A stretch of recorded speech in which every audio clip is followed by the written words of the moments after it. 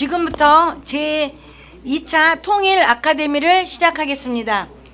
다음은 사단법인 1천만 이산가족위원회 장만순 위원장님께서 인사 말씀이 있으시겠습니다.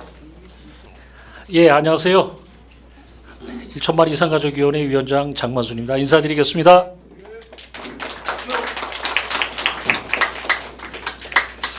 덥죠, 오늘요. 오늘 보니까 온도가 31도더라고요. 그래서 벌써 여름이 오지 않았나 이렇게 생각이 드는데 벌써 올해 2025년도에 중반기를 이제 넘어가고 있습니다.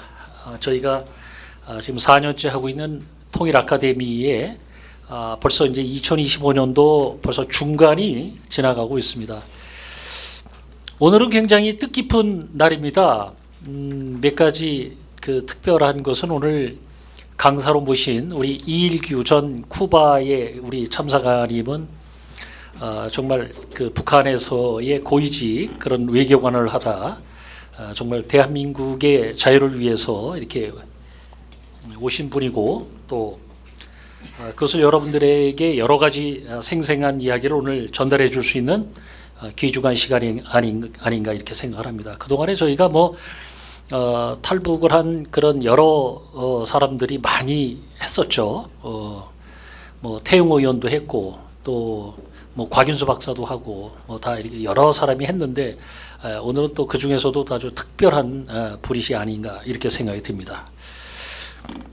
또한 이제 두 번째는 오늘 우리 오도위원회의 우리 정경조 우리 지사님, 오도위원장님이 오늘 참석을 하셨습니다. 여러분이 잘 아시겠지만 우리 정경조 지사님은 평생에 한 번 딸까 말까한 별을 하나도 아니고 둘도 아니고 세 개나 따신 그런 삼성 장군 출신이십니다. 그래서 오늘 또 이렇게 귀중한 자리에 오늘 참석하시게 돼서 너무나 감사를 좀 드립니다. 참고적으로 이제 올해에 다음 주하고 또 그 다음 주에 또 의미 있는 그런 행사가 두 군데가 있습니다. 다음 주는 저희 1천만 이산가족위원회 상반기 정책 세미나를 개최를 합니다. 그래서 다음 주 5월 30일 날 2시에 여기 이보고도 좀 강당에서 정책 세미나를 하는데 정책 세미나를 갖는 그런 좌장이 우리 나정원 교수님 여기 지금 앉아 계신데 나정원 교수님께서 이번에 좌장을 하시는데 이번 세미나가 굉장히 의미가 있습니다. 이거는 사실 저희가 항상 생각을 하고 있지만 공론화하는 거는 우리 이북도민 사회에서 처음이에요. 뭐냐면 우리가 광복 이후에 대한민국을 만드는데 절대적인 공헌하신 우리 1세대 분들은 그동안 정부로부터 어떤 혜택을 받은 게 없습니다. 굉장히 많은 희생과 그리고 봉사를 하였음에도 불구하고 어떠한 사실 국가로부터 혜택을 받은 게 없어요.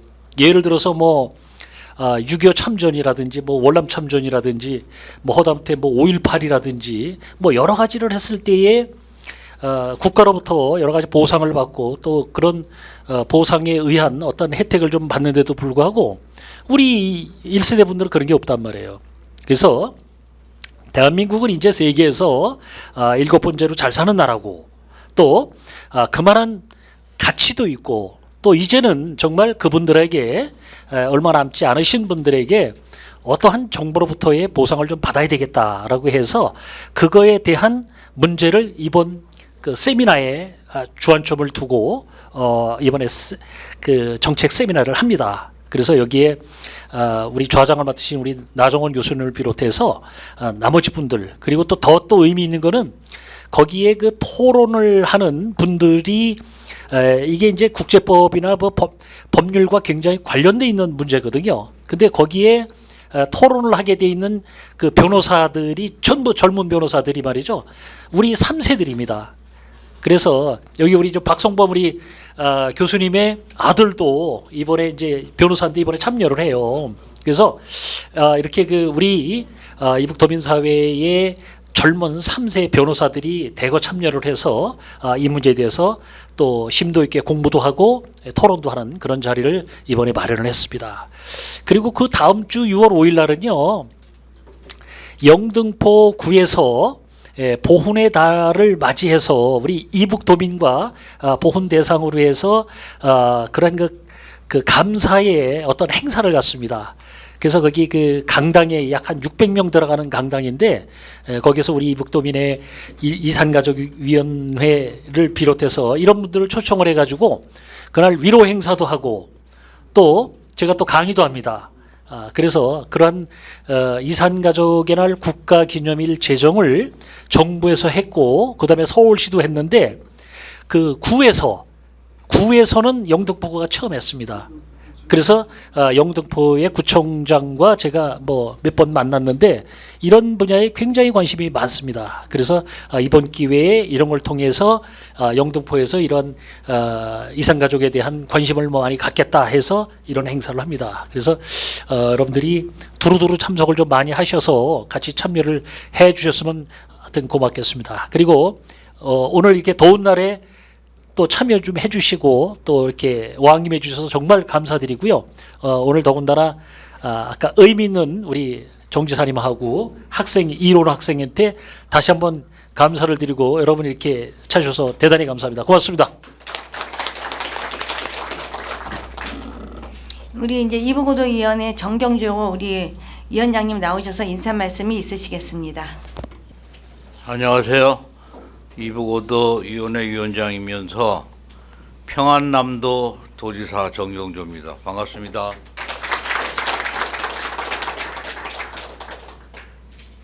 먼저 과분하게 별셋이라고 얘기해서 감사드리고요. 그러면 좀 또 똑바로 해가지고 4개 달고 올 걸 그랬다 하는 생각이 들어요. 제가 군생활 할 때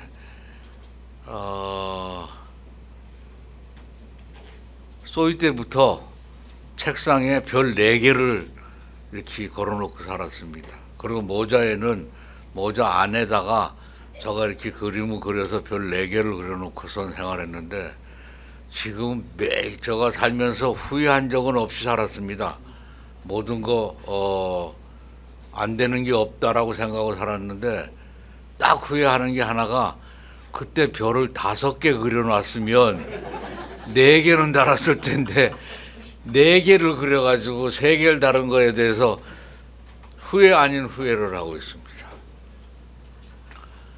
조금 전에 이 자리를 들어오면서부터 저는 이 학생이 누굴까 하고 굉장히 궁금했어요. 제가 도지사를 한 지가 10개월이 됐는데 다니면서 이렇게 예쁜 학생이 여기, 처음에 학생인지 잘 몰랐고 이 온 사람이 없었어요. 근데 저 학생은 왜 여기 왔을까라는 게 굉장히 궁금했는데, 장만수 회장님 설명과 본인의 설명에 의해서 그것이 이 답이 있었습니다.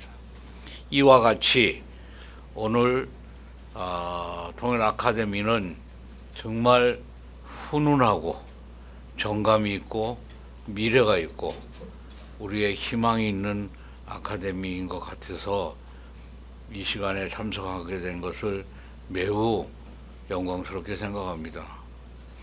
공무원 기준 시간에 의하면 잠시 후에 저는 퇴근을 할 시간인데 여기 붙잡혀 와 있다는 것도 어찌 보면 아주 참 오래간만에 저녁 시간에 책상에 앉아 있거나 앉아 있는 모습을 보아서 새로운 그 향학열에 이렇게 솟아남에 감사드립니다. 늘 저는 같이 생활하는 사람과 함께 할 때 그 덕을 본다고 생각하는데, 저희 주위에 많은 사람들이 함께 하고 있지만 우리 일천만 장만순 회장님은 하시는 일마다 국가가 또는 이북도민이 또는 1천만 이상 가족이 바라는 그 목적에 맞게 정말 열심히 쉬고 잘하심에 늘 존경과 경의를 표하고 있습니다. 특별히 오늘 이 시간에 이 주제는 도시락 싸고 와서 들어도 아마 줄 잘못 서서 못 들어올 그러한 이야기인데, 이런 주제로 강의를 하시도록 강사님을 모신 것도 정말 감사드립니다. 어찌 이런 기회가 아니면 우리 후보에서 참상하셨던 분의 강의를 들을 수가 있겠습니까?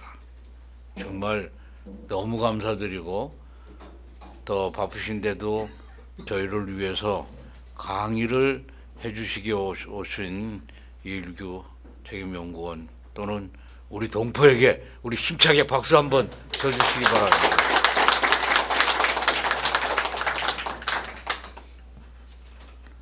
북한에 대해서 멀어지고 있는 시점입니다.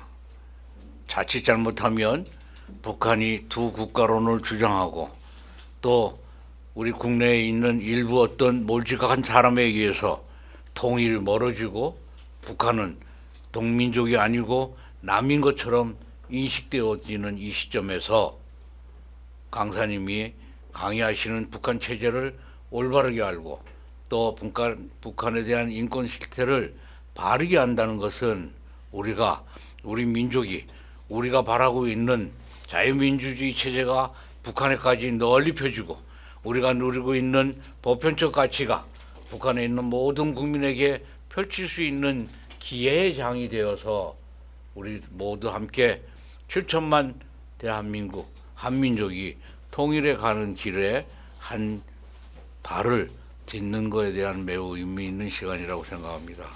이런 귀한 자리에 초대해 주셔서 감사하고 여러분과 함께 같이 강의를 들을 수 있는 기회여서 더욱 영광입니다. 오늘 감사했습니다. 고맙습니다. 우리 다시 한번 위원장님께 큰 박수 한번 부탁드리겠습니다. 오늘 강의를 해주신 이일규 쿠바 주재 북한 참사관이 들려주는 북한 그리고 통일 이야기에 대해서 강의를 하는 시간을 갖도록 하겠습니다. 우리 강사님 나오실 때 한번 힘찬 박수로 환영해 주시기 바랍니다.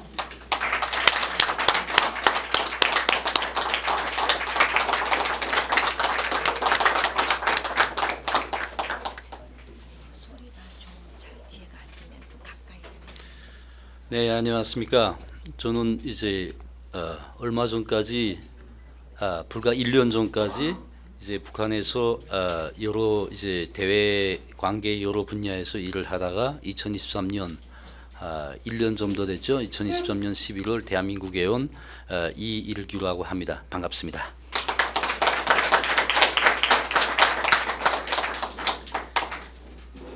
참 제가 이제 이런 무대에 설 때마다 굉장히 그 감회스러운 게 정말 불과 1년 전까지만 해도 그것이 이제 진실된 마음이든 강요받은 충성심이든 대한민국을 향해서 주먹질을 하고 대한민국의 어떤 대외 정책이나 대외 관계가 그 응당한 수준에서 이제 집행이 되지 못하도록 방해했던 사람으로서 마치 제가 이제 대한민국에 와서 그 무슨 용이나 된 것처럼 사람들이 굉장히 그 다 따뜻하게 그 사랑해 주시고 존경해 주고 또 소위 그 엘리트라고 이제 내세워 주고 하는 모습을 볼 때마다 굉장히 그 죄송스러운 마음이 많습니다. 제가 대한민국에 와서 정말 많은 분들을 만났거든요. 많은 분들을 만났는데 그 중에 이제 어떤 좀 고위직에 있는 분이 저한테 그런 얘기를 했던 적이 있습니다. 대한민국이 왜 정말 그 전 세계가 부러워하는 위대한 국가가 되는 줄 아느냐. 대한민국이 이제 이렇게 위대한 국가가 되기까지는 여러 가지 요인이 많지만 그 중에 가장 중요한 요인 중에 하나가 우리 대한민국 국민이 넓은 아량과 포용력, 이게 우리 국가가 이렇게 위대한 국가로 될 수 있게 한 요인이다. 그 말씀을 하시면서 이제 사실 뭐 당시는 한 1년 전 몇 개월 전까지만 해도 이제 우리랑 저 상대편 적으로 앉아서 우리한테 얼마나 정말 괴로운 짓을 많이 했냐. 그럼에도 불구하고 과거에 대해서 하나도 묻지 않고 한 푼도 받지 않고 이제 대한민국 국민권을 당신한테 줬고 또 대한민국에서 이 훌륭한 사회에서 좋은 기회를 마음껏 누릴 수 있게끔 우리가 다 혜택을 주고 있는 것 자체가 우리 국민이 아량과 포용력을 보여주는 이제 정말 그 뚜렷한 신뢰라 이렇게라고 말씀을 하셨습니다. 그 말씀 들으면서 정말 제가 이제 그 생각되는 바도 많았고 제가 아직까지도 이제 어디 가서 나는 대한민국 국민이다 이렇게 자랑스럽게 말 못해요. 아직까지도 제가 우리나라 이렇게 말을 못합니다. 이제 제가 이제 가까이 다니는 지인들한테도 이제 한국은 참 또 대한민국은 참 이런 식으로 얘기하거든요. 우리나라는 정말 이렇다는 식으로 말을 못합니다. 물론 이제 그 여러 가지 이유가 있겠지만은 아직 내가 뭐 솔직히 좀 뭐 내가 뭐 이 나라를 위해서 큰 일을 못 해가지고 막 이렇게 이런 생각보다는 뭐라고 할까 솔직히 말씀드리면 아직 내가 조금 이제 소목소목한 감정이 아직 지어지지 않았습니다. 분명 저는 이 자유민주주의 국가에 왔고 이 자유민주주의 내 나라의 정말 그 위대한 국민 중 한 사람으로 됐는데 제가 당당하게 뭐 아직 내가 나 대한민국 사람이고 막 이게 내 나라고 막 이렇게 말을 못합니다. 근데 언젠가는 이런 날이 꼭 오리라고 생각하고 그 날이 올 때까지 정말 열심히 이제 그 우리 대한민국이 안전, 국민의 안전과 우리 국가의 그 안보를 위해서 또 이제 지금도 저 북녘땅에서 그 김정은 폭정하에서 홀벗고 굶주리는 우리 불쌍한 2,500만의 동포들을 위해서 그분들과의 정말 그 가슴 벅찬 통일이 하루빨리 앞당겨지게 그 날을 위해서 열심히 살겠다는 거 이제 우선 전제로 말씀을 드립니다. 제가 오늘 이제 여기 저는 무슨 교수도 아니고 박사도 아니고 또 이제 어떤 그 강사라고 말하기 좀 상당히 좀 그렇지만은 여러분들 앞에 이제 강사로 이제 나서서 제가 북한에서 경험했던 그 체험 그리고 이제 그 북한이 대외관계 일선에서 대정책을 실제 설계하고 집행하고 총화하고 보고하고 또 다음 설계를 하고 이 끊임없는 순환 과정을 이제 직접 이제 했던 사람으로서 경험했던 그런 자료들을 토대해서 북한 체제의 현실 그리고 이제 북한이 그 열악한 인권 상황 그 열악한 인권 상황을 감추기 위한 북한 정권의 대응 그리고 앞으로 이제 우리가 이 대응에서 어떤 이제 대응 대책을 강구하게 해야겠냐는 데 대해서 이제 말씀을 드리려고 합니다. 제가 이게 지금 준비해 온 데는 정말 북한 체제에 대해서 굉장히 그 사악한 정권으로 막 만들고 뭐 쉽게 말하면 욕하는 내용이 대부분입니다.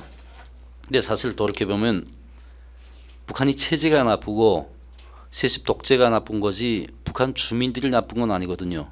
지금도 제가 이따금씩 이렇게 뭐 많은 대한민국이 훌륭한 분들이랑 만나서 강연도 하고 미팅도 하고 할 때마다 정말 시간 가는 줄 모르고 기쁘고 즐겁다가도 이런 시간이 지나면 굉장히 외로움을 많이 느낍니다. 그 외로움은 뭐 사실 저는 북한에 이제 뭐 부모도 없고 이렇게 애틋한 가족은 없습니다. 가족을 다 데리고 왔거든요.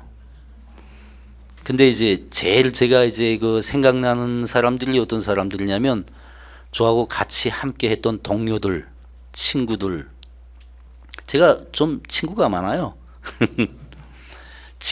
지금도 이제 해외에서 대사하는 분들, 참사하는 분들, 소개하는 분들. 요 며칠 전에 그 뉴욕 주재 유엔 주재 북한 대사 김성 대사가 나와서 막 탈북자들을 정말 저 가족도 부모도 돌보지 않는 지구상의 정말 쓰레기라고 이제 욕을 하는 걸 제가 아니 어제 봤나? 오늘 아침에 봤나? 기사를 봤거든요. 근데 그 김성 대사님이랑 저랑도 굉장히 가까운 사이거든요. 그 사람도 정말 좋은 사람이고 그 사람이 정말 그렇게 말하기까지는 얼마나 속으로 이제 많은 생각을 하고 할 수 없이 정권이 강요에 못 이겨서 하는 얘기고, 실제 저도 그분이랑 술도 많이 같이 마셨고 그분이 저랑 하는 사고 방식도 많이 유사한 분이거든요. 제가 말씀 좀 길게 말했는데 무슨 말을 정당에 하자고 했냐면, 북한에 정말 좋은 사람들이 많습니다. 김정은 정권과 마지막 끝까지 이제 운명을 같이 하겠다고 결심한 0.1%도 안 되는 기득권층을 제외하고는 정말 우리 대한민국에 대해서 우호적으로 생각을 하고 통일만이 살 길이라고 생각을 하는 분들이 정말 많거든요. 실제 우리 제가 같이 있었던, 소위 말하자면 제가 어디 가서 내가 엘리트다 이런 말을 안 합니다.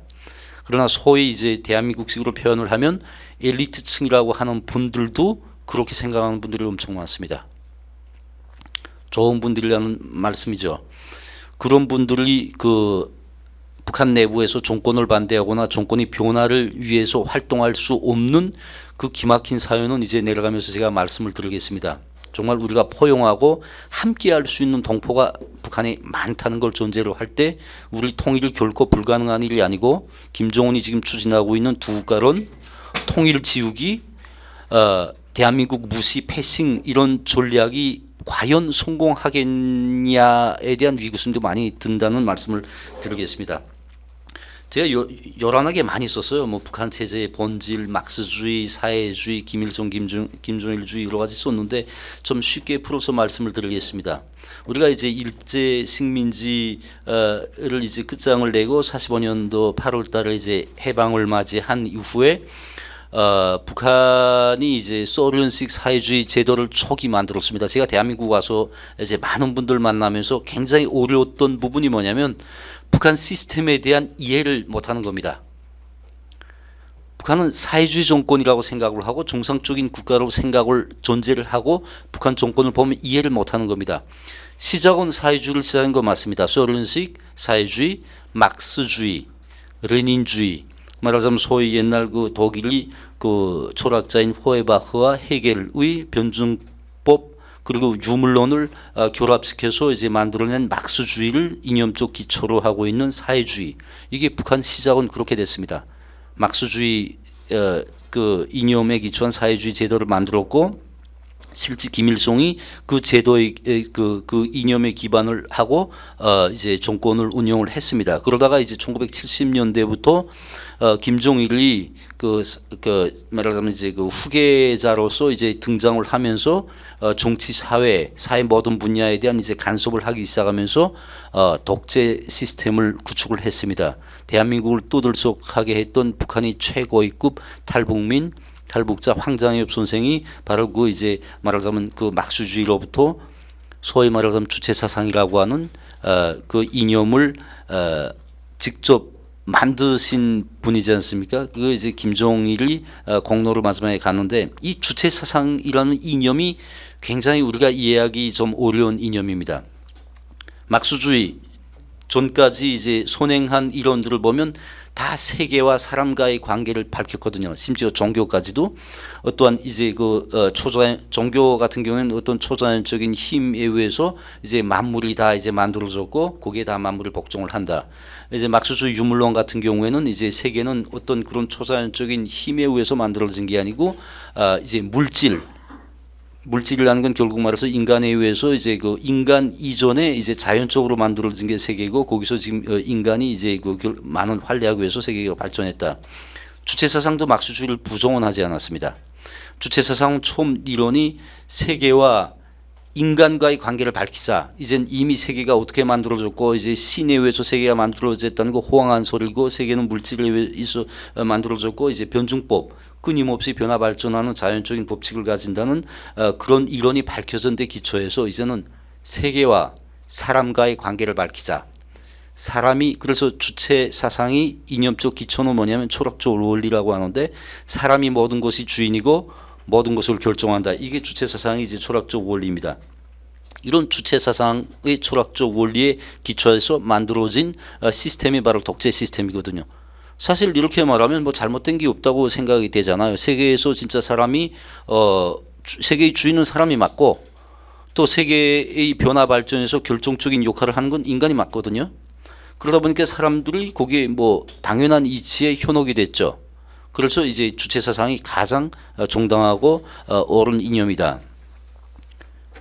그 주체 사상이 이제 말하자면 정치 이념이 철학이 근본 원리가 사회 역사 원리로 변했습니다. 그러니까 다음 단계로 넘어갔는데 그 사회 역사 원리가 어떻게 진화했냐면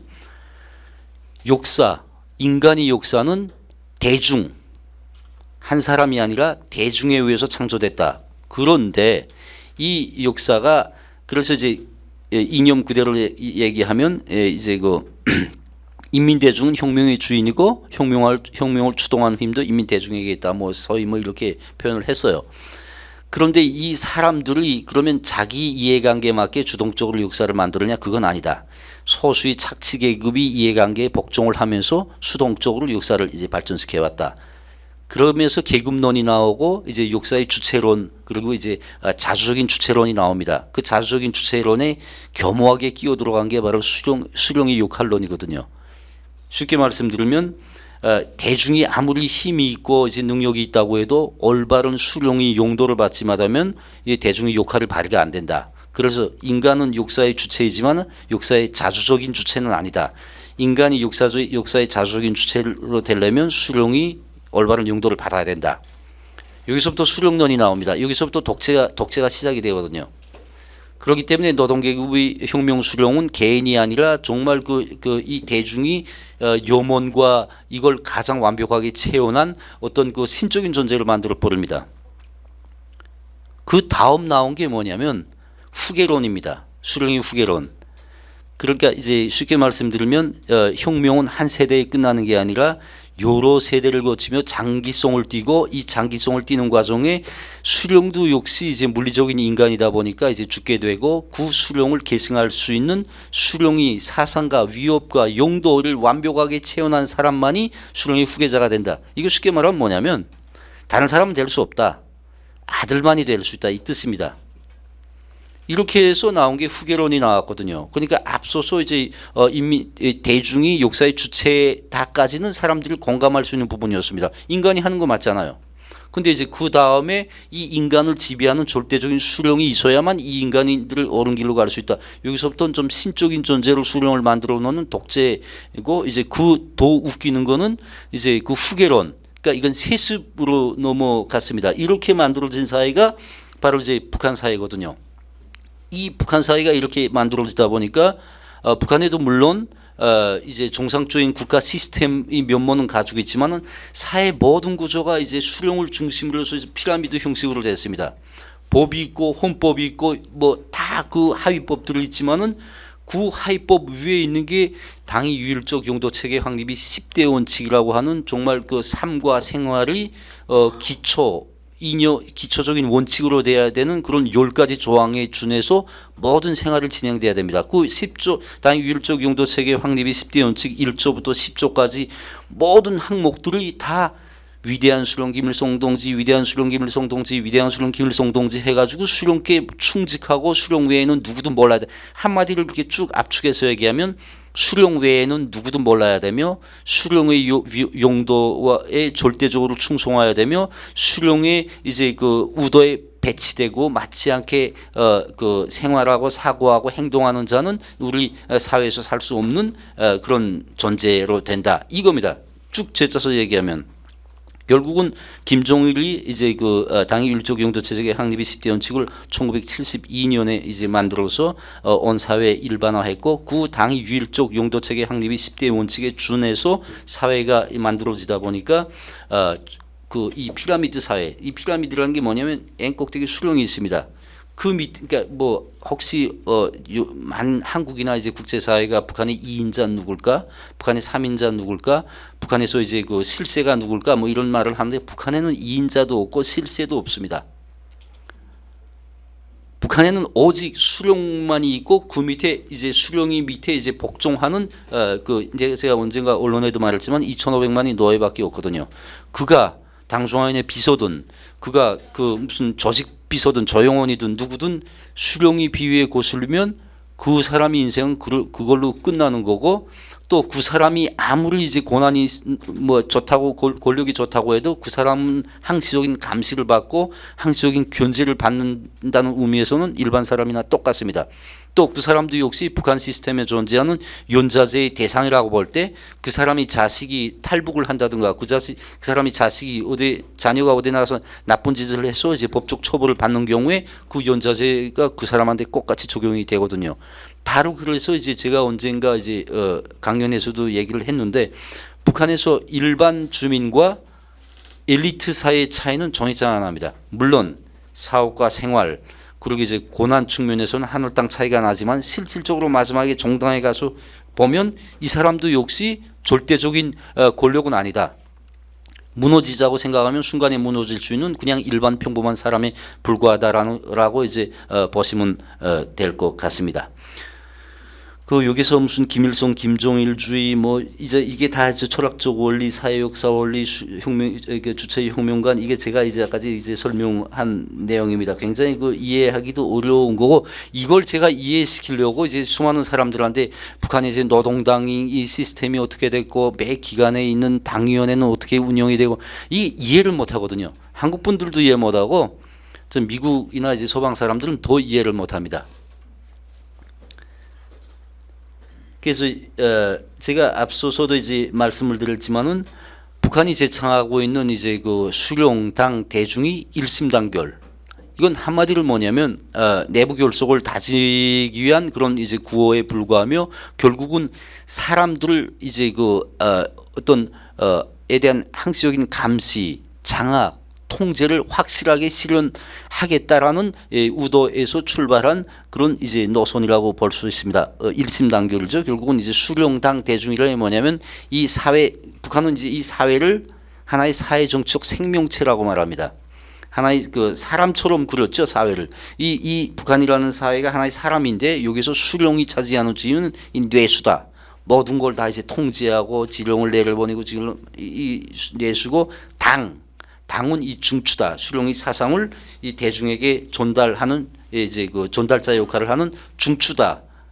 그리고 이제 대중은 이 팔다리다. 수령이 노선과 사상과 용도를 현실적으로 집행하는 사람이 그 우리 같은 일반 사람이다. 이거거든요. 그래서 이제 제가 앞서서 말씀드렸지만 북한에서는 그가 최고의 엘리트든 일반 서민이든 백성이든 누구에게도 이제 자유와 인권 이런 것이 이제 보장이 되지 않습니다. 이제 생존권과 자유권에 대해서 말씀을 드린다면 이제 자유라고 할 때는 누구나 다 이제 그 누릴 수 있는 태어나서부터 받아안는 이제 받아 안고 향유하는 그런 표현의 자유, 뭐 여행의 자유, 가장 보편적이고 초보적인 그런 자유가 북한에서는 보장이 되지 않습니다. 이게 그 뭐 이미 오래전에 여러 탈북자들이 와서 증언을 했지만 내가 뭐 북한 헌법에는 표현의 자유, 결사의 자유, 뭐 여러 가지 그 자유에 대한 말이 많습니다. 그러나 이게 실질적으로 되냐? 안 되거든요. 그 자유와 병행해서 있는 게 뭐냐면 북한은 프롤레타리아 독재 국가라고 합니다. 그 실제 헌법에도 그렇게 반영이 돼 있고 독재라는 표현이 있거든요. 프롤레타리아 독재는 뭐냐면 이제 노동계급 정말 사회의 핵심 계급인 노동계급이 이익에 반할 때는 이제 가차없이 처벌한다. 그래서 이제 독재라고 합니다. 생존권이 보장이 안 돼요. 내가 이제 마음대로 직업을 선택할 수 없고 그 이제 직업에서도 내가 언젠가도 말했지만 제가 북한에서 이제 외무성 부국장을 할 때 월급이 3,000원이었습니다. 3,000원인데 한 달러가 그때 당시 북한 지금은 좀 달라졌는데 그때 당시 한 달러가 8,000원이었어요. 그러면 제가 한 달 동안 열심히 해도 한 달러 0.5달러도 못 번다는 뜻이거든요. 그때 당시 외무상 북한 외무상이 월급이 5,000원이었습니다. 그러다 보니까 북한 사회가 이제 그러면 사람들이 의문을 많이 가져요. 그렇다고 니네가 굶어 죽는 건 아니지 않냐? 니네 먹고 살잖아. 그럼 어떻게 먹고 사냐? 이런 의문점이 많이 생깁니다. 정말 북한에 알게 모르게 굶어 죽는 분들이 많아요. 근데 굶어 죽는다는 게 사람이 옛날 그 95년대 북한이 고난의 행군 할 때 한 300만이 거의 가까운 아사자가 나지 않았습니까? 그때 저희도 목격을 했는데 사람이 굶어 죽는 게 어떻게 굶어 죽냐면 못 먹어서 죽는 게 아니고, 그러니까 배가 고파서 죽는 게 아니고, 북한은 이제 사회주의 공급제를 계속 쌀 국가가 주다가 어느 한순간에 안 주고 이제 그게 쭉 한 몇 개월 이제 몇 주일 지속되다 보니까 사람들이 진짜 못 먹거든요. 하루에 한 끼 먹는 사람은 잘 먹는 걸로 돼 있었고 이틀에 한 끼, 3일에 한 끼 먹은 분들이 많아요 그때. 그러다 보니까 사람이 순간적으로 면역이 떨어집니다. 막 면역이 급속하게 떨어지면 그 다음에는 이제 각종 질병, 별치 않은 정말 그 감기 같은 데 걸려도 낫지가 않아요. 그렇게 돼서 이제 질병에 걸려서 돌아가시고 그게 이제 전염병으로 돼서 이제 확산해서 돌아가시고 그렇게 해서 죽은 사람이 거의 300만에 이건 북한 그 정권도 인정한 숫자거든요. 거의 300만이 그때 아사자가 발생을 했습니다. 실질적으로 굶어 죽었냐? 아니 병 걸려 죽었다. 근데 왜 병이 걸렸냐? 병이 정말 평범하게 이제 뭐 상처 나도 낫지 않아서 그게 피부병으로 먼저 이렇게 죽고 이게 사람이 면역이 확 떨어지니까 그 면역은 또 왜 떨어지냐면 먹지 못해서 떨어지는 게 면역이거든요. 그 실질적으로 지금도 북한에 가면 정말 저희가 대한민국 와서 정말 좋은 게 뭐냐면 걱정이 없어요. 여기 뭐 이제 내가 당뇨병이 있다, 심장병이 있다, 뭐 무슨 여러 가지 질병이 있다고 해도 걱정할 게 없잖아요. 그냥 병원에 가서 진단을 받을 수 있고 병원에서 일생 먹을 수 있는 약이 다 보장이 되지 않습니까?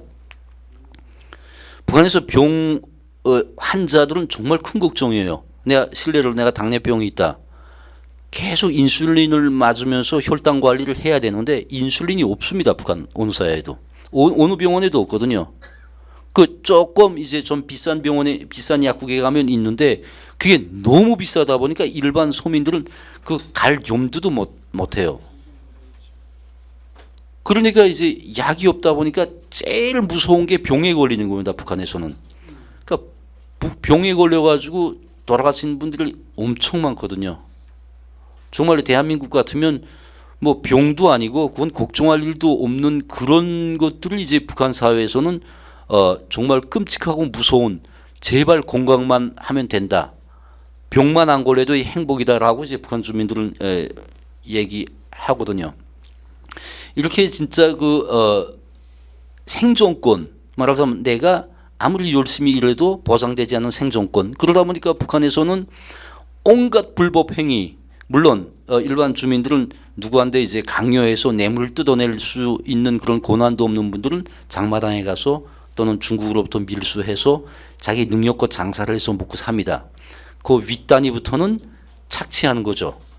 뭐 자기한테 주어진 조그만 권력을 가지고 억눌러서 빼앗아서 가족을 먹여 살리고 그런 시스템이 하부에서 상부까지 쭉 연결되는 겁니다.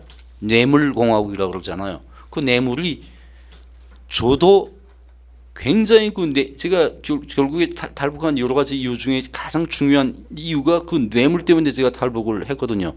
뇌물을 제때 바치지 않아서 끊임없는 괴롭힘, 시달림 이게 사실 그냥 듣기만 하면 뭐 그게 그렇게까지 뭐 탈북을 할 정도로 그렇게 얼마나 사람이 피를 말리는 행위인지 모릅니다. 이 자존심을 무너뜨리고 망신을 시키고 아무리 열심히 일을 해도 그게 열심히 해도 이제 빚도 안 나고 제가 북한에서는 0.5달러도 못 벌었는데 그래도 그나마도 해외 나가니까 월급이 좀 높아졌어요. 근데 높아졌다는 게 어느 정도냐면 제가 살던 집 옆에 스리랑카 외교관이 살고 있었습니다. 스리랑카 여러분들 아시겠지만 얼마나 못사는 나라입니까? 국민소득이 뭐 대한민국에 비하면 비할 수도 없는 그렇게 가난한 국가거든요. 그리고 스리랑카 그 외교관이랑 제가 좀 가까워가지고 이따가 음식이 술도 같이 마시고 밥도 같이 먹는 사이였는데 이제 한 번 충격적인 일이 있은 게 뭐냐면 그 앉아서 불평을 하는 겁니다. 막 못 살겠다고 막 그 월급이 작아서 못 살고 뭐 어쩌고 저쩌고 하면서 그래서 내가 물어봤죠. 도대체 월급 얼마게 그래? 그러니까 4,000불이라는 거야 월. 그래서 내가 대답을 못 하겠더라고요. 4,000불이면 한 500만 원 조금 더 되죠. 근데 사실 외교관 해외에서 근무하는 외교관 치고 이제 월급이 500만 원이 많은 돈이 아닙니다. 작은 월급은 맞거든요. 이제 좀 발전된 이제 그 좀 이제 돈 이제 발전된 국가 외교관들 같은 경우는 이제 월급이 이제 그 $10,000 수준, 고위 $10,000 수준까지 가거든요. 외교관들은.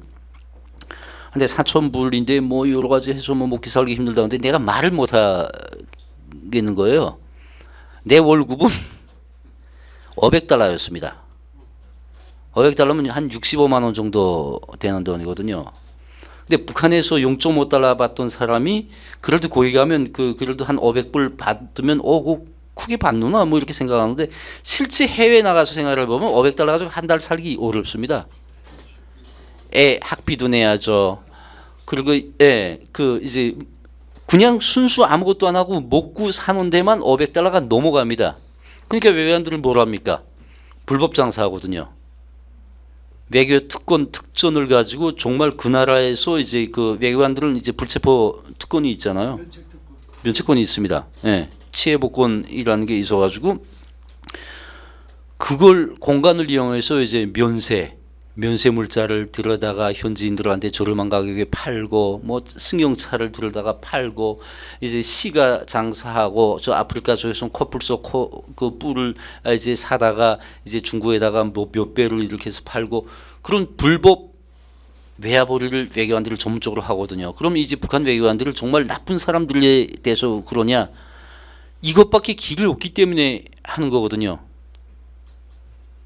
물론 제가 이런 행위를 합리화하는 건 절대 아닙니다. 북한 외교관들이랑 이제 대비할 수 있는 게 쿠바 외교관들. 북한 외교관들보다 월급이 더 낮습니다. 쿠바는. 그러나 쿠바 사람들은 이런 짓 안 하거든요. 굶어 죽으면 죽었지 이런 불법 행위 안 합니다. 이런 면에서 볼 때 정말 북한 외교관들은 반성할 게 많죠. 합리화할 수 없는 거죠. 근데 그게 나 혼자 깨끗하게 뭐 안 하겠다 하면 되는 게 아니라 그 바보 취급 당하거든요. 뭐 안 하면 내 손해지 뭐. 다 하는데 10명이 모인 비전에서 9명이 하는데 나 하나 안 했다고 해서 뭐 내가 뭐 크게 공화국에 북한이 이거 대해서 권위를 지키는 것도 아니고 그러니까 내가 왜 안 해? 남들 다 하는데. 외교관들의 삶이라는 게 그렇습니다. 그런데 주재국에서 소위 이제 그 양복을 입고 넥타이 메고 외교관이라고 막 그 어깨 높이고 다니는 사람들이 저녁에 퇴근해 가서는 허술하게 입고 정말 그 술이나 맥주 차에다 싣고 주재국 사람들 집 문 두드리면서 그 팔러 다닐 때 얼마나 자괴감이 드는지 모릅니다. 불법 물자를 그 외교 파우치에다 넣어가지고 세관을 막 그 관광객들을 요만한 트렁크 이제 저 패키지도 들기 싫어서 이제 수화물로 붙이고 맨몸만 달랑달랑 다닐 때 외교관들은 정말 이 굉장히 큰 이런 짐차에다가 싣고 그 세관을 통과하면서 외교관이라고 막 이러면서 다른 사람들을 막 우아해서 이제 눈으로 쳐다볼 때 얼마나 망신스러운지 모릅니다. 그 망신스러운 걸 감안하면서 이제 외교관들이 정말 그 불법 장사를 해서 한 푼 한 푼 벌어서 그 한 푼 한 푼 벌어서도 본 것도 한 3분의 1은 또 정권에 그 빼앗기거든요. 충성자금 명목으로. 그렇게 정말 눈물 나는 삶을 북한 외교관들은 그 살고 있습니다. 저도 얼마 전까지는 그렇게 산 사람입니다. 그러다 보니까 북한에는 정말 이런 그 자유, 인권이 전혀 보장되지 않는 사회입니다. 이게 정말 저도 저는 북한에 있을 때 이거 2013년 총총항호 사건 그걸 제가 담당을 해가지고 미국 사람들과도 싸워봤고 그때 대한민국에서도 그 총총항호 사건에 관여돼 있었어요. 제가 대한민국 와서도 이제 그 국정원이랑 여러 이제 외교부랑 이분들이 당신 자료가 여기에 이만큼 쌓여 있다.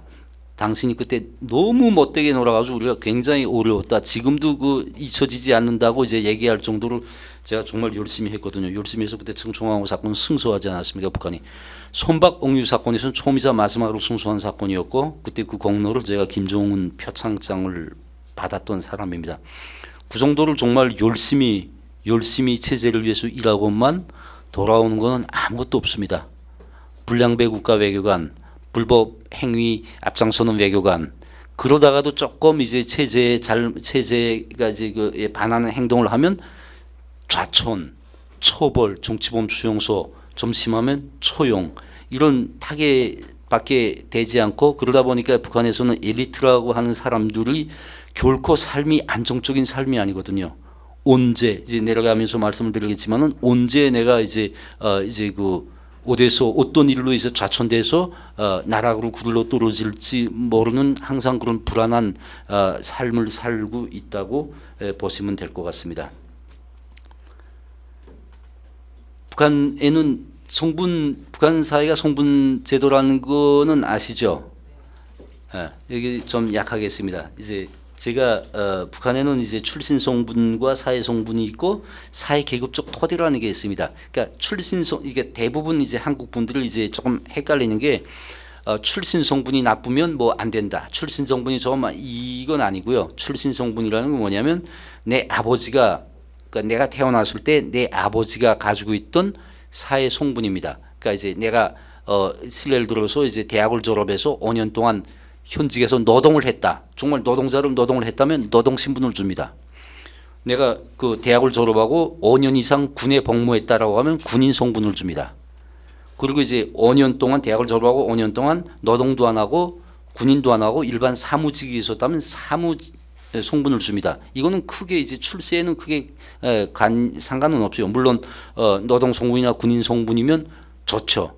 좋지만 그렇게 또 안 되는 경우도 있잖아요. 저는 사무 성분이었는데 기본은 저 사회 계급적 토대라고 하는 이걸로 이제 사회를 갈라놨습니다. 계급투쟁이라고 하는 그런 소위 그 명분하에 핵심 군중 옛날 뭐 항일 투쟁을 했다. 뭐 6.25에서 이제 공로를 세웠다. 뭐 김일성, 김종일이 이거 측근이었다. 이런 사람들은 다 그다음에 이제 정말 노동자, 농민이다. 이제 그 깨끗한 삶을 살았다. 이 사람들은 핵심 군중으로 되는 겁니다. 그다음에 이제 제일동포들 그리고 이제 그 저 같은 탈북자 가족들 뭐 그리고 이제 김정은 체제 반대해 가지고 이제 어떤 정치범 수용소에 간 대상들 이거는 족대 계층으로 이제 완전히 사회에서 고립시켜 버립니다. 아무런 발전도 못 합니다. 북한 사회에서. 그리고 이제 뭐 일반 범죄를 저지른 사람들 이거는 좀 복잡한 군중이라고 해서 이 사람들도 실제 이제 해외 파견되거나 뭐 어떤 중요 기관의 그 간부 이건 못 합니다. 태어날 때부터 내 운명은 정해지거든요. 북한 사회에서. 이런 정말 말도 안 되는 제가 진짜 이제 여기 학생도 있지만은 어떤 강연에 가서 그런 얘기 했던 적이 있어요. 저하고 여러분들하고 차이가 뭐냐고. 진짜 이게 오늘 강연에 좀 적합한 말인지 모르겠는데 진짜 그 삼신할매가 저는 전생에 나라를 팔아먹었는지 모르겠는데 아니면 삼신할매가 나를 업고 이 땅에 오다가 힘들어서 그냥 넌 여기서 살아라 하고 북쪽에다가 던져버려서 내가 그런지 모르겠는데 진짜 그 땅에서 태어난 것밖에는 다른 게 없어요. 나도 여기서 태어났더라면 뭐 사람이 운명은 모르겠지만 정말 얼마나 훌륭한 삶을 살았겠냐 하는 생각을 지금도 합니다. 심지어 지금 제가 53살인데 나이가 한 10년만 좀 빨리 왔으면 한국에 제가 일할 나이가 지금 한 7년밖에 안 남았는데 정말 얼마나 많은 일을 했겠냐 그런 아쉬운 생각을 합니다. 대한민국에서 태어났으면 또 얼마나 더 좋았겠어요. 그러니까 그냥 태어난 걸 그쪽 그 암흑의 땅에서 태어난 것밖에 죄가 없어요. 그런 사람들을 저는 행운하거든요. 그나마 여러분들은 또한 행운하고 저는 행운하고 그나마도 아직도 그 어두운 땅에서 그 폭정에 굶고 맞고 좀 죽어가는 사람들이 2,500만이 있습니다. 그 사람들을 배워보면 저는 정말 행운하죠. 그래서 저는 정말 하루빨리 우리가 정말 통일을 해서 물론 통일을 하면 2,500만이 우리가 5,000년의 역사를 공유한 민족이잖아요.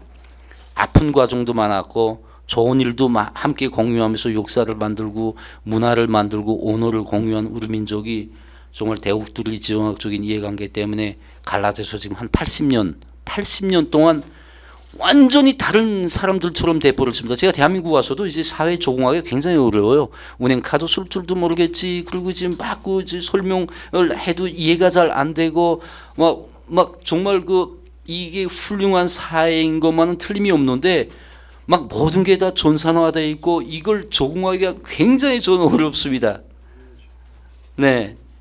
근데 그나마도 저는 지금 차분히 하나하나씩 배우면서 적응을 하고 있는데 이런 행복한 삶을 북한 주민들이 태어나서 그냥 이런 사회가 있다는 것도 모르고 김정은 김씨 일가에 그냥 노예를 살다가 노예로 죽는 사람들이 또 얼마나 많습니까? 그런 사람들에 비하면 저는 정말 행운하죠.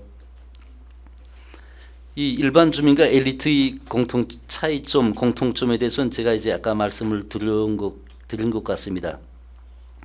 근데 사실 이제 북한에서 엘리트, 소위 말하자면 그 간부라고 할 때 이 사람들은 일반 주민들보다 감시를 더 받습니다. 북한에서 북한 시스템, 북한이 아직도 붕괴되지 않고 이제 체제가 유지되고 있는 이유는 뭐냐면 공포 정치라고 할 때 세 가지 큰 이제 3대 축을 가지고 있습니다. 첫째는 뭐냐면 감시, 두 번째는 뭐냐면 처벌, 통제, 감시, 통제, 처벌, 세 번째가 이제 처용입니다. 그러니까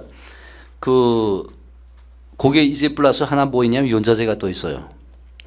그런데 이제 북한에서 감시라고 하면 노동당이 감시하고 보위부가 감시하고 이게 다 여러분들 이해를 못합니다. 제가 아무리 이런 얘기를 해도 하나하나가 어떤 그 개개 실체에 대해서 다 설명해 드리기 전에는 북한에서 이제 국민의힘 당이 여러분들 감시합니까?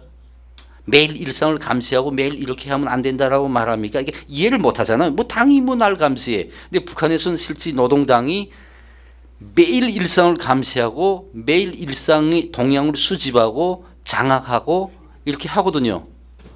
그리고 이 감시가 그냥 당쪽 감시만 있는 게 아니고 보위부, 한국으로 말하면 국정원이죠. 국정원이 일상을 뭐 글쎄 감시하는지 안 하는지 제가 이제 여기서 뭐 막 말할 거의 노골적으로 감시하거든요. 그 근로단체, 소위 말하자면 한국식으로 말하면 민주노총이라든가 어떤 이런 뭐 그런 민간 단체들이 또 감시를 합니다. 다 감시해서 이제 노동당 조직 지도부에 이제 보고하고 거기서 동향이 조금만 잘못되면 바로 이제 처벌하는데 그 처벌 수위가 간부들, 그러니까 올라갈수록 수위가 더 강해지거든요. 올라갈수록 이제 배려도 많지만 그 감시와 통제, 처벌 수위는 더 큽니다. 올라갈수록. 그러다 보니까 실제 이제 일반 사람들이라고 해서 자유롭지가 못하거든요. 작년도 여러분 북한에서 이제 어떤 일이 있었습니까? 매해 일어나는 일이지만 작년도 신의주하고 이제 자강도에서 수해가 났어요. 굉장히 수해가 나가서 매해 북한에서는 수해가 나지만은 그런데 그 수해를 계기로 이제 한국으로 치면 경찰청장, 사회안전상이 경질돼서 이제 일부 보도에 하면 뭐 총살까지 됐다고 하는데 그 신빙성은 제가 확인하지 못했습니다. 자강도당 책임비서, 평북도당 책임비서, 그러니까 도 장관격이죠. 평북도당 책임비서, 자강도당 책임비서, 사회안전상, 경찰청장 이 셋이 완전히 좌천 경질이 됐습니다. 근데 이 사람들이 하늘에 대고 이제 비 내려달라고 이제 빈 건 아니거든요. 이 사람들이 잘못으로 수해가 난 건 아니거든요. 그러니까 이 사람들이 꿈에도 이제 자다가 비 오네? 그 다음날 내가 자천되겠다 이렇게 한 번도 생각을 못 했을 겁니다. 결국 김정은이가 옛날 95년도 고난의 구식에 사람들을 먹을 게 없으니까 산에 올라가서 나무 다 뜯어내고 풀뿌리 다 뽑고 하다 보니까 산이 볼거숭이, 산에 나무가 없어요. 산에 나무가 없으니까 조금만 비가 와도 이제 큰 물이 계속 이렇게 수해가 나고 매해 이제 수해가 나니까 산에서 이제 빗물이 이제 씻겨 내려와서 강바닥이 다 이제 계속 높아지고 하다 보니까 조금만 비가 와도 이제 수해가 납니다. 근본적인 시스템의 잘못이지 이게 개별적인 간부들의 잘못은 아니잖아요. 근데 김정은이는 또 이제 보트 타고 애민 지도자 놀이 하면서 자기한테 향한 주민들을 비난, 정권에 대한 주민들이 이제 불만을 이런 개별적인 간부들 처형으로 돌려버리거든요. 그러니까 이 개별적인 이 간부들이 삶이 얼마나 불우합니까? 비 왔다고 해서 비가 오네? 아빠 비 와요. 그래? 그럼 내일 우산 쓰고 출근해야 되겠다. 이런 생각을 하면 했지. 비 오니까 난 내일 죽었구나. 이런 생각을 꿈에도 못하지 않습니다. 실제 그런 게 현실로 되는 게 북한 사회거든요. 이런 사례를 꼽자면 굉장히 많습니다. 그러니까 결국은 북한 사회에서 간부들이 자유로울 수가 없다. 이 말씀을 이제 제가 드리겠습니다. 아까도 제가 말씀드렸지만은 북한에는 이제 법이 다 있어요. 헌법도 있고 하위법. 그러나 이 법에 의해서 움직이는 사회가 아니라는 겁니다. 내가 아무리 억울한 일이 있어도 법에 가서 고소를 못해요. 고소해봤댔죠. 그래. 뭐 북한엔 변호사도 없습니다. 변호사 형식적으로는 있지만은 그 변호사는 다 이제 그 당에 충실한 사람들로서 나를 변호해 주는 게 아니고 그냥 이 사람이 그렇게 하기까지 이런 사연이 있었겠다 이렇게 적당히 얼버무리고 맙니다. 노동당에서 죽여하면 검찰이 바로 와서 잡아가면 그걸로 인생이 끝나는 거죠. 모든 게 다 이제 김정은이한테 보고가 되고, 그러니까 그 노동당 본부 소기실이라고 하는 김정은이 그 본부 김정은 소기실 있고 소기실에 모든 게 다 집결됩니다. 김정은이가 모든 문건을 다 일일이 보진 않아요. 중요한 대외 정책에서 중요한 문제들만 전략적인 그 말하자면 의미를 가지는 그런 문건들은 김정은이 직접 보고 사인을 해서 소위 방침이라고 해가지고 내려보냅니다. 방침은 법 위에 있는 게 방침이거든요. 그 나머지는 본부 소기실에서 이제 분야마다 담당해보는 부부장들이 있습니다. 이 부부장들이 이제 결심을 해서 사인을 하는데 이 사람들이 이 손가락에 따라서 사람이 운명이 갈립니다. 북한에서는. 이런 사회거든요. 아무리 내가 법에 가서 이제 억울하다고 이건 내가 잘했는데 김정은이 방침이 내려서 내가 이제 이렇게 됐다 하면 오히려 처벌이 더 가중이 됩니다. 이거 정치범이네? 감히 어디다 대고 이제 우리 원수님이 높으신 대적 그 권위에 도전을 해 이렇게 해가지고 이제 오히려 처벌이 가중이 되거든요. 그렇기 때문에 북한에는 저런 법들, 헌법도 있고 각종 이제 사회 법들이 있지만 그게 존중이 되지 않는 사회가 이제 바로 북한이라는 말씀을 드리겠습니다. 북한에서는 저런 법이나 그것보다는 아까 말씀드린 당위율적 용도체계 확립이 10대 원칙이라는 10가지 조항에 기초해서 사회가 이제 이게 좋은 사람이다 나쁜 사람이다가 평가가 되고 이제 수령이라고 하는 뭐 소위 이제 그 김정은이나 김일성 김종일이 지시와 말씀 방침 여기에 의해서 사회가 이제 움직인다고 이제 그 말씀을 드리겠습니다. 자, 여기까지 북한 사회 현실에 대해서 말씀을 드렸고 이제 간단히 국제사회 대북 북한의 인권 실상과 이제 국제사회 대북 인권 공세 그리고 이제 거기에 따른 북한이 대응 전략에 대해서 이제 말씀을 드리도록 하겠습니다. 사실 북한 인권이 열악하다는 것은 이제 이미 오래전부터 이제 북한에서는 아무래도 독재 체제다 보니까 독재 시스템에서 인간의 이제 구었던 권리도 이제 보상이 안 되고 하다 보니까 인권 유린 행위는 오래전부터 있었습니다.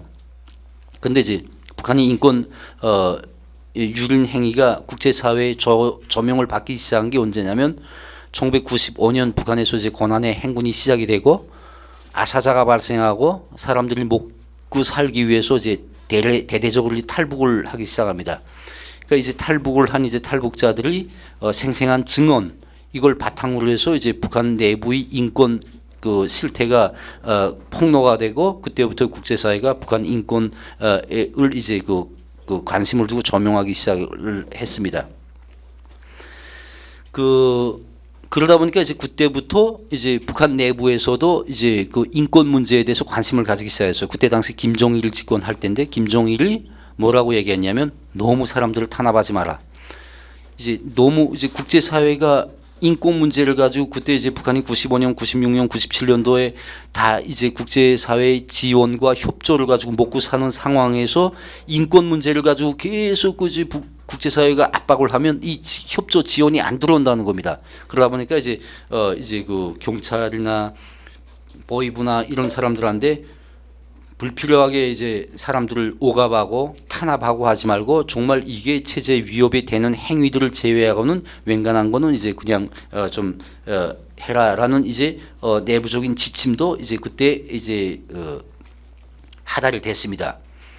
사실 이제 지금 저도 이제 인권 단체들도 많이 만나봤고 인권 활동을 하는 분들도 많이 만나봤습니다. 그분들이 한결같이 하시는 말씀이 정말 국제사회가 지금 북한 수십 년 동안 20년 이상 근 30년 가까이 이제 북한 인권 문제를 다루었는데 다루고 이제 북한을 인권으로 압박을 했는데 달라진 게 하나도 없다. 북한에서는. 그러니까 과연 우리가 지금 북한 인권 개선을 위해서 하는 전략이 맞냐? 옳은 대응 전략이냐? 좀 더 새롭게 북한 인권 개선을 위한 어떤 전략이나 대책이 없겠냐라고 이제 말씀들을 하시는데 전 참 안타깝게도 그분들한테 대답을 못해요. 북한 인권이 정말 근본적으로 개선될 수 있는 유일한 방법은 딱 한 가지입니다. 북한 정권이 무너지면 됩니다. 북한 정권이 무너지기 전에는 북한 인권이 개선이 될 수가 없어요. 그러나 국제사회가 그동안 거의 30년 가까이 북한을 인권으로 압박을 하면서 그렇다고 해서 그러면 북한 인권 상황이 달라진 게 없냐? 실제 달라진 게 많습니다. 1990년대까지 북한 주민들은 인권이란 말 자체를 몰랐어요. 그냥 정부가 압박하고 탄압하고 그 옥죄하면 그게 그냥 그 정상적인 걸로 받아들였거든요. 그러던 사람들이 국제사회가 이제 대북 인권 압박 제재 매해 인권 공세 그 하면서 지도부가 수뇌부가 김정일이 사람들을 지나치게 탄압하지 마라, 인권을 보상해 줘라 하면서부터 사람들이 인권을 입에 올리기 시작했고 지금 오늘날 그때하고 다르게 오늘날 사람들이 조금 뭐 어떻게 하면 아 이거 인권 유린하냐 막 이렇게 노골적으로 말할 정도로 북한 사회가 많이 변했습니다. 이런 측면에서 볼 때 국제사회의 대북 인권 공세 효과가 있었습니다. 이 인권 공세를 계속 꾸준히 유지하면서 정말 현실적으로 이행만 한다면 앞으로도 북한의 변화에 많은 도움이 될 것입니다. 그런데 제가 이제 인권 문제에도 많이 몸을 담궜었어요. 외교관으로 일하면서 많이 몸을 담궜었는데 유감스러운 게 뭐냐면 국제사회가 북한을 인권으로 압박하는 게 공식적으로 압박하는 게 1년에 딱 3번입니다. 첫 번째는 3월 달에 제네바 유엔 산하 제네바 인권 이사회 거기서 대북 인권 교리안이 통과가 됩니다. 그 교리안 통과에 앞서서 이제 인권 그 스페셜 레포터라고 해가지고 이제 대북 인권 특사가 이 인권 보고서를 발표를 하고 거기에 준해서 국제사회에 이제 그 일치한 컨센서스 일치 가결로 이제 그러니까 정확히 표현하면 조선민주주의인민공화국의 인권 상황에 관한 교리안 이런 제목을 단 인권 교리안이 대북 인권 교리안이 유럽연합과 일본이 그 주관이 돼서 이제 교리안을 공동 주최해서 교리안을 상정을 하고 채택을 합니다. 왜 한국 정부는 이제 그 어떤 때는 들어갔다 어떤 때는 나왔다 합니다. 어떤 때는 기권하고 어떤 때는 찬성하고. 두 번째는 언제냐면 11월 달에 유엔 총회 제3위원회에서 이제 아까 말씀드린 조선민주주의인민공화국의 인권 상황에 관한 교리안을 다시 채택을 합니다. 유엔 총회에서 유엔 회원국 193개국이 컨센서스 일치 가결로 이제 그 유엔 총회에서 채택을 합니다.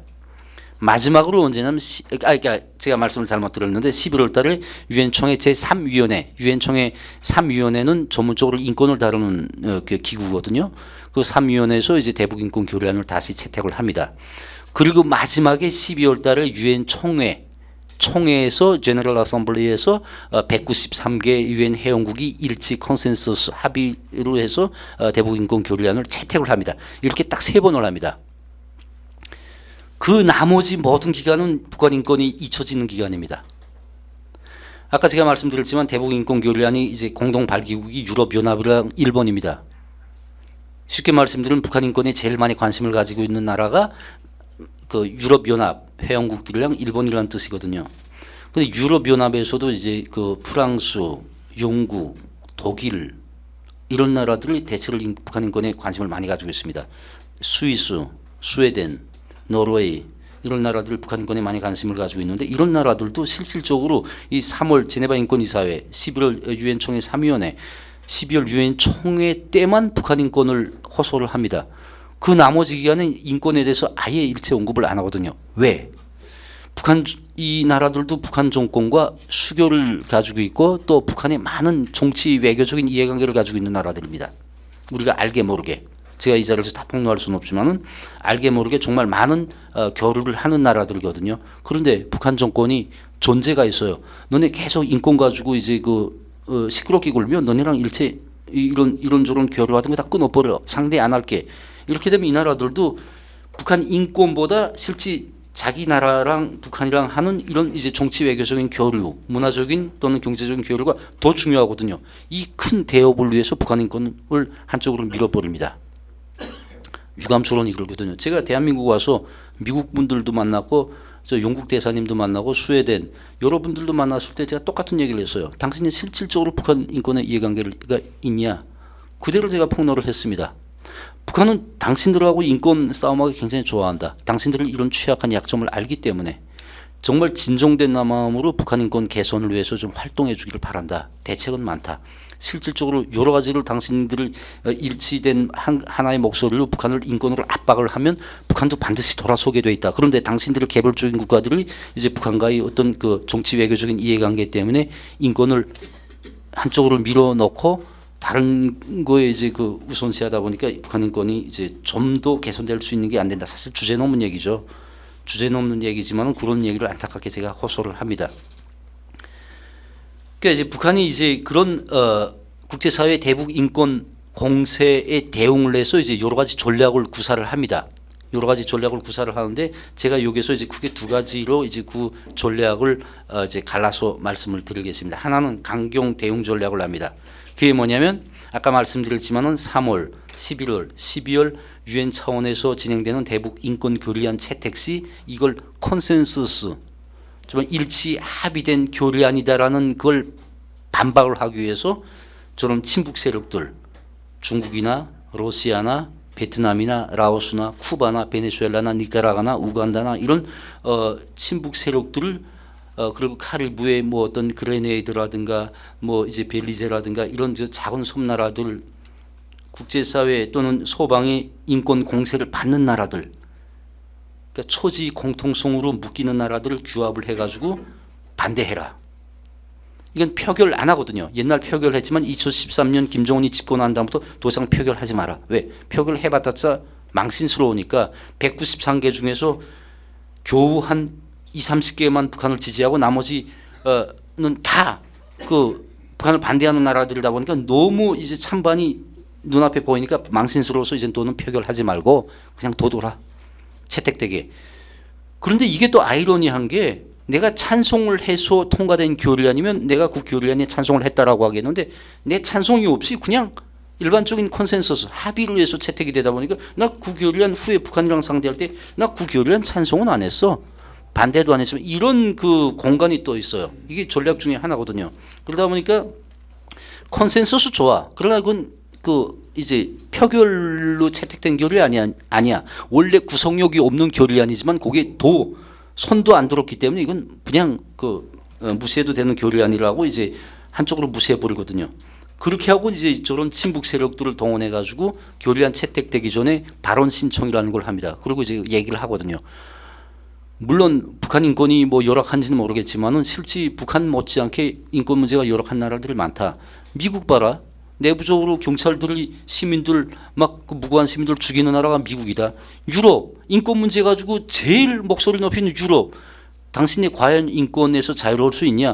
인권에서 자유롭다면 당신이 왜 이주민들 그렇게 탄압을 하고 받지 않냐?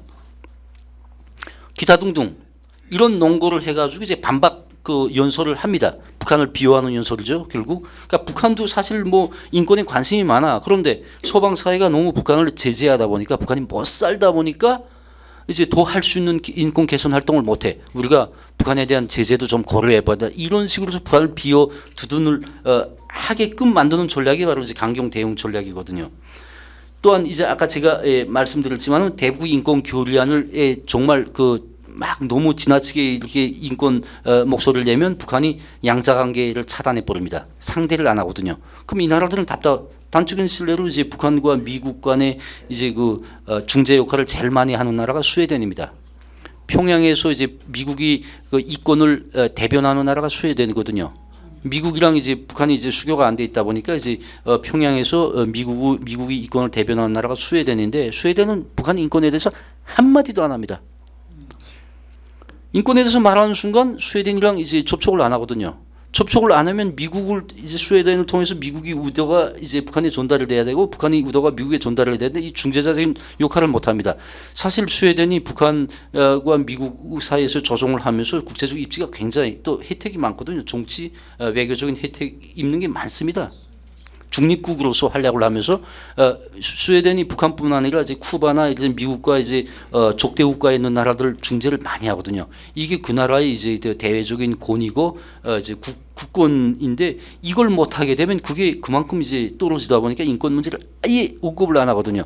이런 전술을 바로 이제 그 양자관계 차단 이런 명목을 해서 이제 인권 목소리를 높이지 못하게 합니다. 세 번째가 UPR입니다.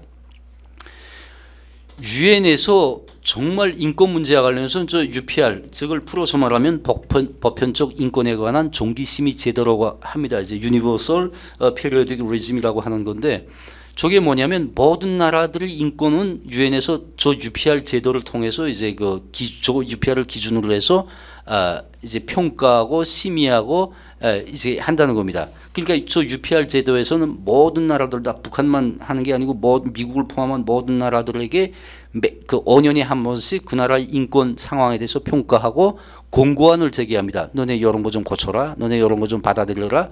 하면 이건 북한만 하는 게 아니고 모든 나라들이 다 받아들이는데 앞서 말씀드렸지만은 저 UPR 앞에서 자유로운 나라가 없어요.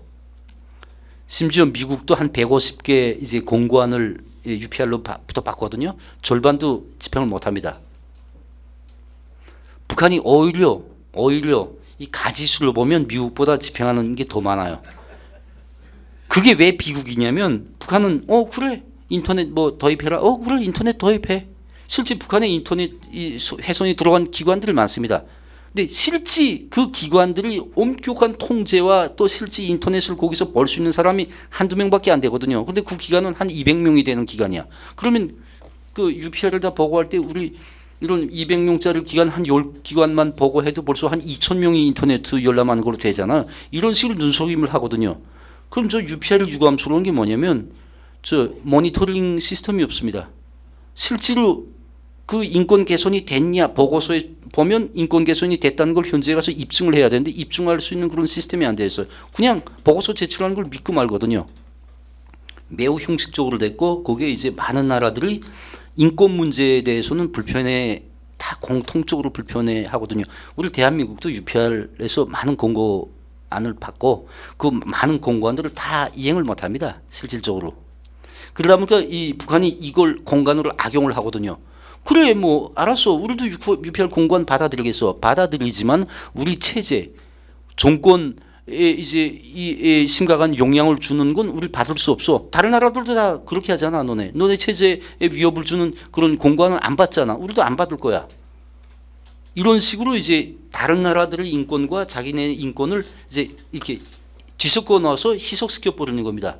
이 세 가지가 강경 대응 전략이고 이제 유화 전략이라는 게 있는 게 뭐냐면 마치 북한이 인권 상황 개선에 이제 그 이해관계가 있는 것처럼 김정은이가 돌아다니면서 집도 많이 짓고 육아원, 애육원, 보육원, 양로원 이런 것들 지어서 이제 주민들한테 이제 선물도 해주고 하는 김정은이 애민 지도자로서의 이미지를 막 그 선전을 하고 두 번째로 이제 영국이나 스위스 같은 나라들이 북한 인권 개선을 위해서 이제 장애자들 초청해서 뭐 이제 뭐 공연도 보여주고 뭐 인권 실상에 대한 설명도 해주고 그런데 이제 또 응하고 갑니다.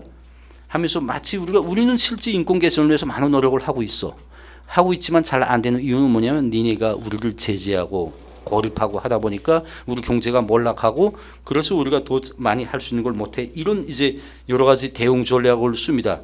이 대응 전략에 또 국제사회가 대응하기 굉장히 어려워하거든요. 인권이라는 게 유감스럽게도 이제 유엔 안보리 5개 상임이사국에서 내오는 결의안들은 다 구성력을 가지지 않습니까?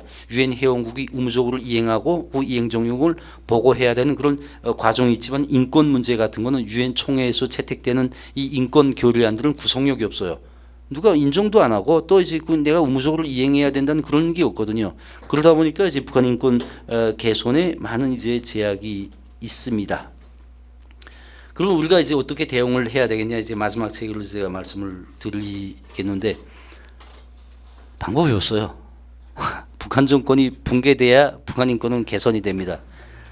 그래서 또 여러분 우리가 이제 북한 정권이 정말 그 급작스럽게 붕괴가 되는 거는 차라리 붕괴되지 않는 것보다 못할 정도로 우리 대한민국의 안보 또 북한을 우리가 중국이나 러시아에 뺏기울 수 있는 그런 위험도 있고 점진적인 방법으로 북한을 변화로 유도해서 종당에는 이제 그 북한의 자유민주주의가 뿌리 내리고 꽃을 피우고 해서 이제 대한민국과 우리와 남북이 정말 평화적인 방법으로 준비 있게 통일을 맞이해야 된다. 그렇게 하려면 우리가 북한 사이를 끊임없이 조금씩 변화로 유도를 해야 되는데 그렇게 하려면 국제사회의 협력하에서 대북 인권 공세 지금 하고 있는 인권 공세를 계속 꾸준히 해야 된다는 말씀을 이제 간단히 드리겠습니다.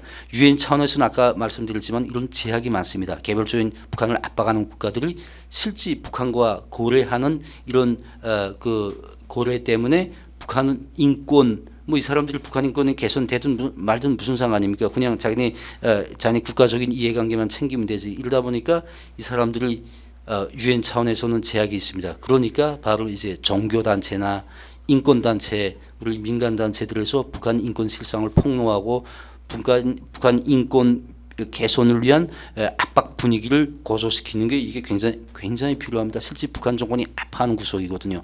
계속 민간 단체들 북한 인권 문제를 가지고 막 이제 계속 그 행사도 하고 폭로하고 김정은이 만행에 대해서 이제 폭로하는 거에 대해서 북한 정권이 실제 아파하는 구석이라는 말씀을 드리고 아파한다는 건 그만큼 우리가 하는 것이 옳다는 그런 뜻이겠죠.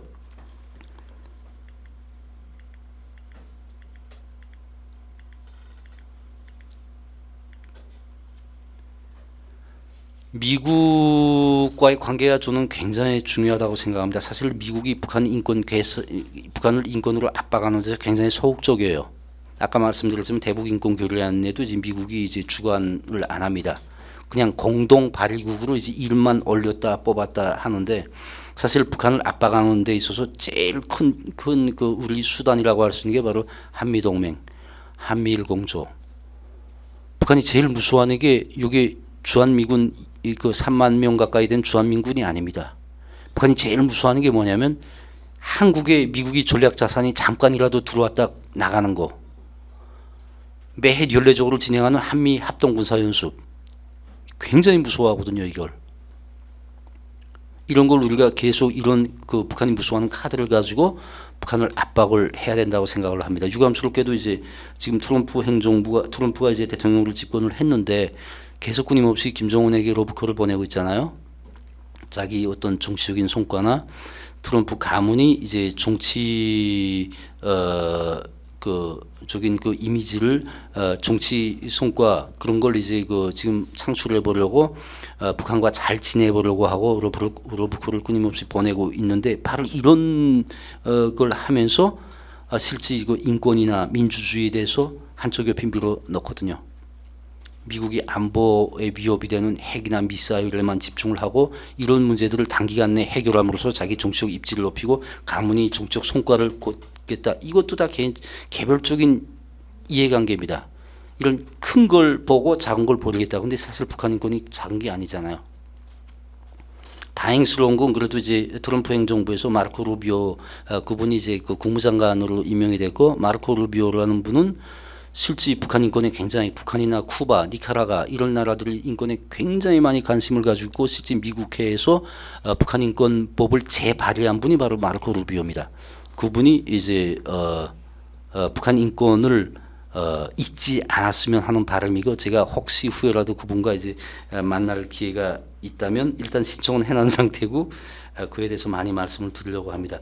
이 말씀드리자고 하는 건 미국과의 관계, 한미동맹, 한미일 공조 이게 얼마나 중요한 문제인지 모르고 이걸 정말 소중히 우리가 이제 간직을 해야 된다고 생각합니다. 마지막으로 북한의 외부 정보를 이제 계속 유입을 시켜야 된다고 생각을 합니다. 지금 뭐 북한이 젊은 세대들이 한류에 막 젖어 있고 북한 사람들은 다 뭐 한류판이라고 이렇게 생각하는데 그건 아니에요.